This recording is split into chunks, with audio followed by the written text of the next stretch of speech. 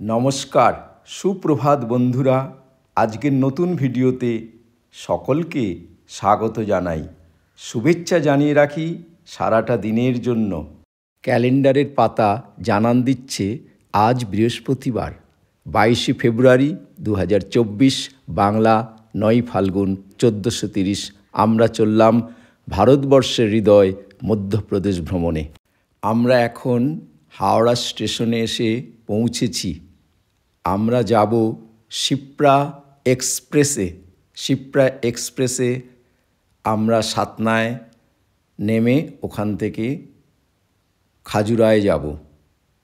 এখন আমাদের এই শিপ্রা এক্সপ্রেস 5:45 ছেড়ে সাতনায় পৌঁছবে পরের দিন 10:50।